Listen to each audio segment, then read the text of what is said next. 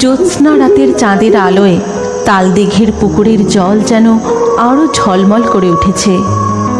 গভীর রাত, চারিদিক নিস্তব্ধ, শোনা যাচ্ছে শুধু ঝিঝি পোকার ডাক, আর সাথে সাথে ধূপ ধাপ করে তাল পড়ার শব্দ।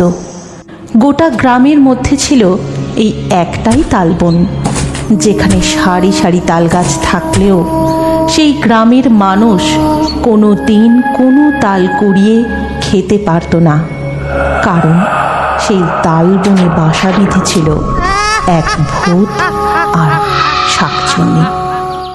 কেউ যদি ভুল করেও সেই তালতলায় একবার যেত, সে আর বেঁচে বাড়ি ফিরতে পারত না। তার মাথায় তাল ফেলে তার ঘাড় মোটকে খেত এই ভূত আর শাকচুন্নি। তাই গ্রামের মানুষ তাল খাওয়ার আশা একেবারেই ছেড়ে দিয়েছিল। সেদিন গভীর রাত, ধূপধাপ করে তাল পড়েই চলেছে। তখন সবাই ঘুমিয়ে, শুধু চোখে ঘুম ছিল না বানি ও ডকাইয়ের। দিদি, ওই দিদি, শুনতে পাচ্ছিস তাল বনে কত ধূপধাপ করে তাল পড়ছে? কত দিন হয়ে গেল তালের পিঠে, তালের বড়া কিচ্ছু খাইনি। চল না দিদি, আমরা গিয়ে কিছু তাল কুড়িয়ে আনি। মা তো ঘুমোচ্ছে, কিছু বুঝতে পারবে না। চল না, মা ওঠার আগে আমরা চলে আসবো। তুই কি পাগল হয়েছিস ভাই? জানিস না ওই তালবনে ভূত থাকে, যে একবার যায় তার ঘাড় মোটকে রক্ত চুষে খায়। ওই ভূত! ওরে বাবা, না না, আমি যাব না, আর তোকেও যেতে দেব না। তার থেকে চুপচাপ ঘুমিয়ে পড় বলছি। আরে বাবা, ভূতেদেরও তো ঘুম পায় নাকি? এত রাতে ওরাও মনে হয় ঘুমোচ্ছে। তুই চল তো, কিচ্ছু হবে না। এই বলে ডকাই তার দিদি বানিকে নিয়ে তালবনের দিকে যায়। তাদের মা তখন ঘুমিয়ে কিচ্ছুটি টের পায় না। আর এদিকে দেখো গিন্নি, কত তাল পড়েছে। কতদিন হয়ে গেল তালের বড়া, তালের পিঠে কিছুই খাইনি। তুমি তো মাঝে মাঝে এসব বানাতে পারো নাকি? মরণ, সেই কবে তো মরে ভূত হয়েছ, এখনো এটা জানো না ভূতেরা কি আগুন জ্বালাতে পারে যে তোমাকে আমি তালের বড়া ভেজে খাওয়াবো? ওসব আর খেতে হবে না, এই কাঁচা তাল খেয়ে তোমার মনের স্বাদ মেটাও। তুমি রাগ করছো কেন? আরে ওগুলো কারা? দেখো তো গিন্নি, কারা যেন হেঁটে এদিকেই আসছে বলে মনে হচ্ছে। হ্যাঁ, কিন্তু এটা তো একটা বাচ্চা ছেলে আর মেয়ে মনে হচ্ছে। বেটাদের এত সাহস! আসুক একবার, তারপর মজা দেখাচ্ছি।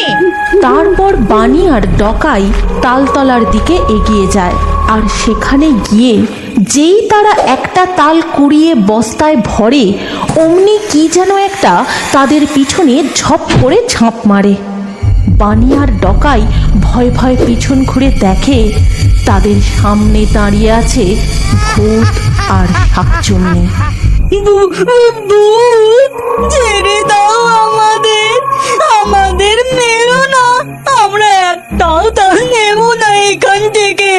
আমাদের বাড়ি যেতে দাও, ছেড়ে দাও আমাদের। ছেড়ে দেব? তোদের ঘর মোটকে রক্ত চুষে খাবো। যেখানে গ্রামের কোনো মানুষ আসতে ভয় পায়, আর তোরা বেটা চুনোপুটি রাতের বেলা এখানে তাল কুড়োতে এসেছিস? তোদের এত সাহস! এবার তোদের মজা বার করছি। না না, আমাদের ছেড়ে দাও। আমার ভাই তো ছোট্ট, ও তালের বড়া খেতে না খুব ভালোবাসে। তাই না, আমরা তালের বড়া বানানোর জন্য তাল কুড়োতে এসেছিলাম। বিশ্বাস করো, আমরা তোমাদের একটাও তাল নেব না। শুধু আমাদের ছেড়ে দাও, আমাদের মেনো না। কি বললি? তোরা তালের বড়া বানিয়ে খাবি? ঠিক আছে, তোদের ছেড়ে দিতে পারি, কিন্তু একটা শর্তে। তোরা তালের বড়া বানিয়ে আগে আমাদের দিয়ে যাবি। যদি না দিয়ে যাস তাহলে তোদের। না না, আমরা দিয়ে যাব। আমরা তালের বড়া বানিয়ে কালকে সন্ধ্যাবেলায় দিয়ে যাব। এখন আমাদের যেতে দাও। এই বলে ভূত আর শাকচুন্নি ডকাই আর বাণীকে ছেড়ে দেয়। এরপর তারা কিছু তাল বস্তায় ভরে বাড়ি চলে যায় ও চুপচাপ গিয়ে তাদের বিছানায় শুয়ে পড়ে। সকালবেলা উঠে তাদের মা দেখে উঠানে বেশ কয়েকটা তাল রাখা। তাই দেখে সে তো অবাক হয়ে যায়। তখন সে বাণী আর ডকাইকে ডেকে বলে, আরে, এখানে এত তাল এলো কোথা থেকে? ওই তালতলায় যা ভূতের উপদ্রব, ওখানে তো কেউ যেতে পারে না। হ্যাঁ রে, তোরা তাল আনলি কোথা থেকে? সত্যি করে বল আমাকে, কিছু লুকোবি না। তখন তারা তাদের মাকে সব ঘটনা খুলে বলে। আর সব কথা শুনে তাদের মা বলে, না না, তোদের আর ওই তালতলায় যেতে হবে না। যা এনেছিস এনেছিস, আর খবরদার ওই তালতলার দিকে আর পা বাড়াবি না। যাই হোক, আজ সন্ধেবেলা আমি এই তালগুলো দিয়েই তোদের তাল ফুলুরি বানিয়ে দেব। এই কথা শুনে ডকাই আর বাণী তো খুব চিন্তায় পড়ে যায়। আর এদিকে সন্ধেবেলা নামে তুমুল বৃষ্টি, তার সাথে ঘন ঘন বাজ পড়তে থাকে। তাই দেখে ডকাই বাণীকে বলে, কি হবে রে দিদি, এত বৃষ্টিতে আমরা তালের বড়া নিয়ে যাব কি করে? আর না গেলেও যে ওই ভূত আর শাকচুন্নি আমাদের রক্ত চুষে খাবে। হ্যাঁ, এখন কি করে বলতো? আর এদিকে রান্নাঘরে তাদের মা তালের বড়া ভাজতে থাকে। আর সেই গন্ধে গোটা গ্রাম এক্কেবারে ম ম করে। সেই তালের বড়ার গন্ধ গিয়ে পৌঁছায় ভূত আর শাকচুন্নির নাকে। তখন তারা বলে, কি সুবাস! তালের বড়ার গন্ধে আমার জিভ থেকে তো টস টস করে জল পড়ছে। ওই দুষ্টু পাজি ছেলে মেয়েগুলো তো আর তালের বড়া নিয়ে এলো না। বেটা দুটোকে একবার হাতে পাই, তারপর মজা দেখাবো। চলো না গিন্নি, গন্ধটা কোথা থেকে আসছে একটু যাই।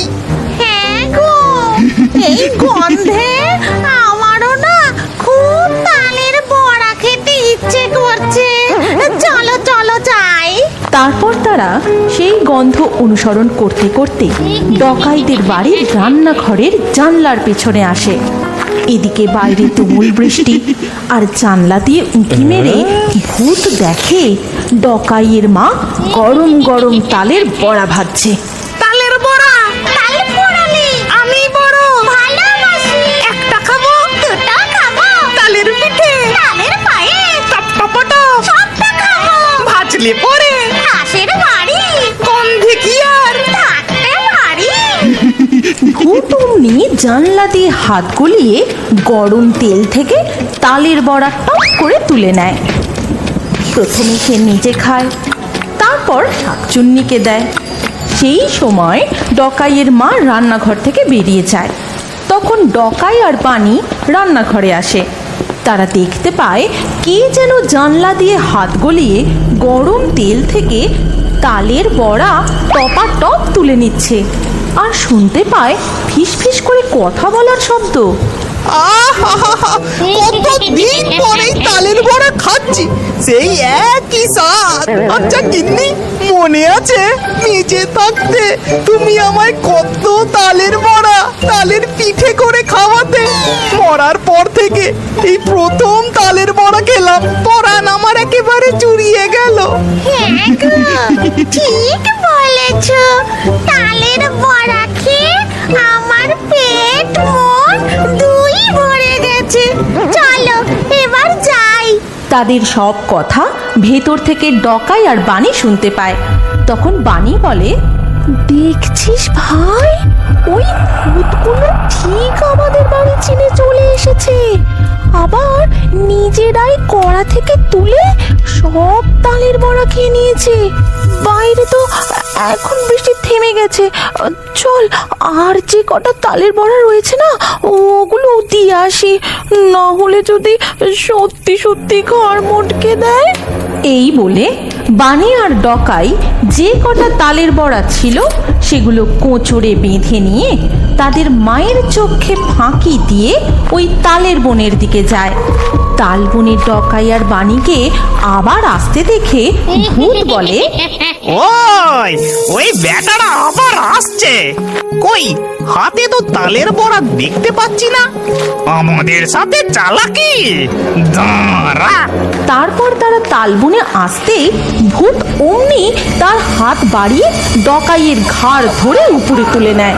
আর তখন শাকচুন্নি বলে, আমাদের সাথে চালাকি?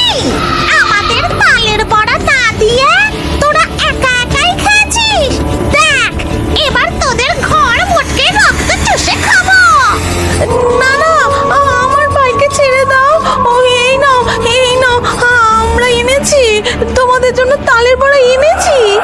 তারপর বানি তার কুঁচোর থেকে তালের বড়া বার করে তাদের সামনে ধরে আর বলে, আর এই কটাই তো তালের বড়া বেঁচে ছিল, বাকিগুলো তোমরাই তো খেয়ে নিয়েছো জানলা দিয়ে হাত গলিয়ে গরম তেল থেকে টপ টপ করে তুলে।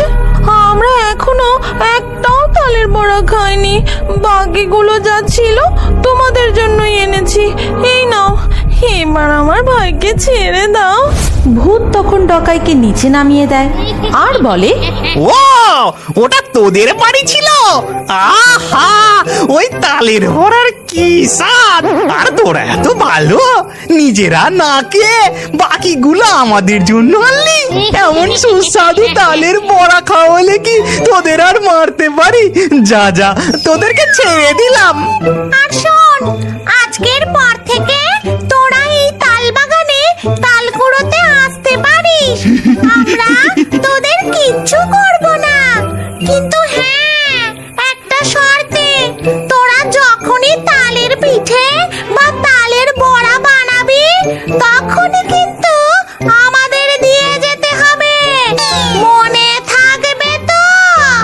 হ্যাঁ হ্যাঁ শাকচুন্নি কাকি, ঠিক মনে থাকবে। তারপর ডকাই আর বানি সেখান থেকে চলে যায় আর তাদের মাকে গিয়ে সব ঘটনা খুলে বলে। এরপর থেকে তারা নির্দ্বিধায় তাল বনে তাল কুড়োতে যায় আর সেই তালের নানান রকম পিঠে পুলি বড়া বানিয়ে নিজেরাও খায় আর ভূতেদেরও খাওয়ায়। আর কিছু তাল তারা দুই ভাই বোনে গিয়ে গ্রামের বাজারে বিক্রি করে। এইভাবে তারা সুখে শান্তিতে দিন কাটাতে থাকে। আমাদের গল্প এখানেই শেষ হলো। আপনার যদি আমাদের এই গল্প ভালো লাগে তাহলে এই ভিডিওটি লাইক অবশ্যই করুন। আর এখন আরো একটি মজাদার নতুন কার্টুন দেখার জন্য স্ক্রিনের উপর এই ভিডিওতে ক্লিক করুন আর আমাদের চ্যানেলটি তাড়াতাড়ি সাবস্ক্রাইব করে নিন।